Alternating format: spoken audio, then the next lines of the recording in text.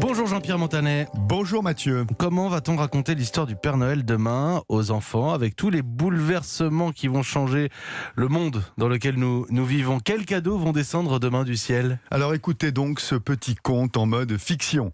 À l'issue d'une interminable guerre opposant féministes et défenseurs des croyances antiques, Père Noël a été dégenré. Fini la figure masculine, intolérable incarnation d'un monde patriarcal révolu.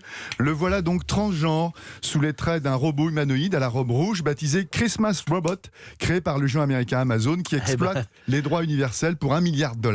Ça fait rêver. Ouais.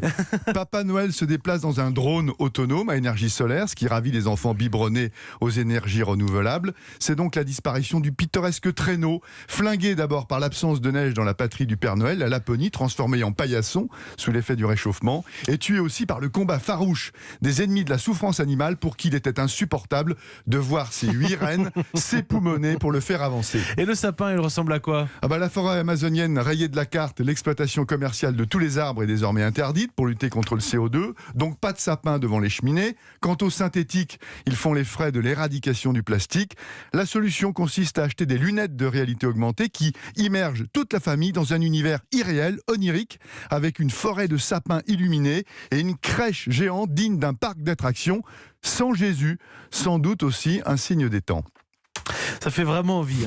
Les cadeaux dans tout ça, Jean-Pierre? Alors, le trafic aérien a été suspendu le 24 décembre pour laisser la place à un essaim de drones qui livre cadeaux jour et nuit. Les marques de voitures de luxe ayant mis la clé sous la porte, les plus fortunés craquent pour un mini vaisseau spatial qui permet de passer un week-end sur la Lune. Les centenaires, qui représentent près de 10% de la population, se ruent sur un robot compagnon au pouvoir extraordinaire.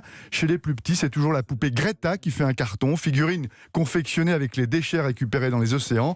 Elle a depuis quelques générations détrôné la fameuse Barbie, dont les rares exemplaires qui ont échappé aux autodafés battent des records aux enchères. C'est un concentré de toutes les chroniques de Jean-Pierre Montanet depuis la rentrée en attendant demain. Il y a des choses, j'en ai vraiment pas envie. Le Christmas Robot. Par contre, les lunettes de réalité augmentée qui vous emmènent dans une forêt de sapins illuminés. Joyeux Noël. On aura l'odeur de Mathieu. cannelle ou pas? Pourquoi pas? Tout est possible puisqu'on dit n'importe quoi. Oui. Merci Jean-Pierre Montanet.